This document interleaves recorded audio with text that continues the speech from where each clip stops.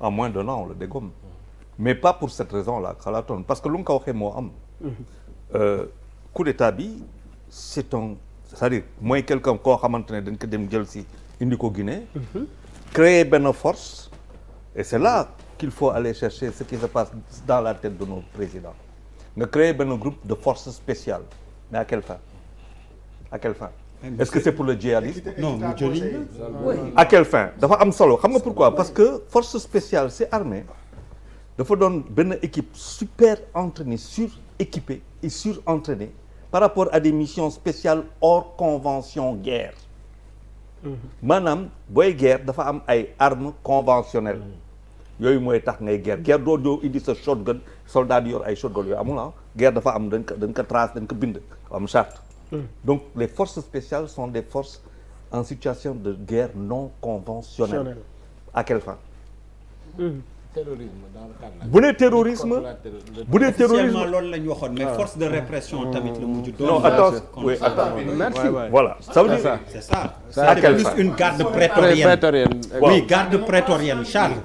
après Guinée tu n'as pour pas Alpha Condé garde prétorienne je la mujj dis doon. encore une fois il faut ngeen dégg fu may waxee une force spéciale fait dans la guerre non conventionnelle dis-moi qu'est-ce que tu as besoin d'une force non conventionnelle pour assurer ta sécurité attention hein, en fait nous c'est les gendarmes Charles émission bi c'est en wolof. waaw gendarme yi ñoo yore palais bi c'est pas des forces spéciales attention ñun dañuy ñun lépp dañuy comme à quelle fin bu ñuy wax Mali pour la même force pendant ce temps ñu ngi jënd hélicoptère ay affaires yoo xamante ne yëpp yu yàqu ñoom on peut comprendre leur coup d'état parce que ils sont confrontés tout le temps ak les djihadistes te amuñu arme fii c'est quelqu'un de super armé qui a koo xamante ne dafa récuser le ministre de la défense parce que lu mu bëggoon mooy am moom ak Alpha autonomie moom ak Alpha mu bëgg a passer par-dessus le ministre de la défense loolu moo indi coow mu indi suspicion de coup d'état ñu tëj ko buñ ko tëjee booy dem libérer ko mu won lan dañ ko dem libérer le lendemain mu door coup d'état bi c'est-à-dire dans les heures entre moment bu ñu koy libérer ak coup d'état bi ay waxtu la léegi lan la woon ils étaient super équipés ils sont super entraînés et ils ont tiré pendant des heures léegi nag lu si des rapport de force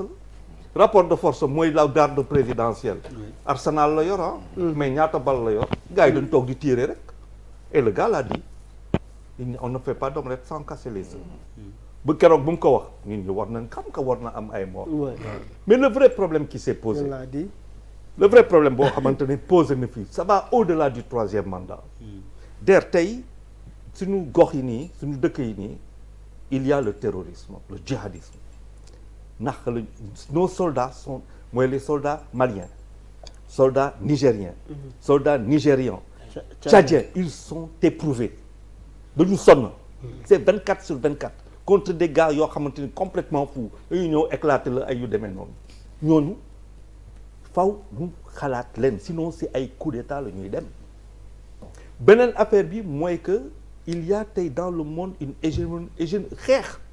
entre les États-Unis le bloc occidental ak la Chine qui est là xeex bu metti te loolu Afrique la ñoom ñëpp Afrique la ñuy xool surtout Guinée dafa stratégique à un moment boo xamante ne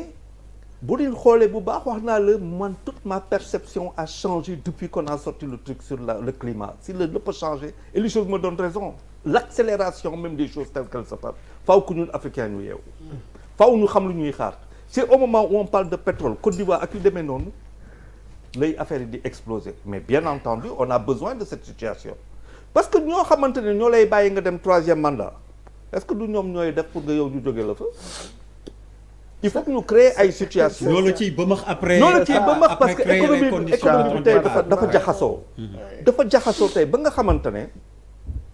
les politiques doivent être à l'écoute de leur population trouver ay nouvelles formes de politique gis nga DER pour man Afrique pour ñu régler situation bi Sénégal donc xaw ma feneen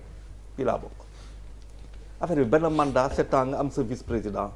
boo dee liggéey nga bu baax sa vice-président mun na gagner defaat 7 ans 14 ans mu jeex gis nga bu ñu demul si loolu les coups d'État vont être fomentés depuis des laboratoires ou des ministères des affaires yeneen dëkk bi laay dëgg di ñëw di ñu kii parce que tout simplement on a une jeunesse qu'on ne peut pas satisfaire dafa am benn dividende démographique on ne fait rien pour ce dividende mu am un dividende touristique on ne fait rien ay boo xoolee tey le dividende religieux boo xamante ni tout le bénéfice qu'on aurait pu en tirer du dividende religieux sénégalais bu ñu xamee ñëpp ñu mun a attirer fii on n'en fait même pas un dividende religieux ça veut dire que tey xale yi dañu jaaxle militaires yi nekk ci ay situation yu doy waar par rapport aux opposants ñu am ay hommes politiques nekk au pouvoir ne duñ fa jógee ils se fragilisent le fait tey donc si ces trois secteurs on ne réfléchit pas xalaatuñu pour indi ay solution coup d'état day ñëwaat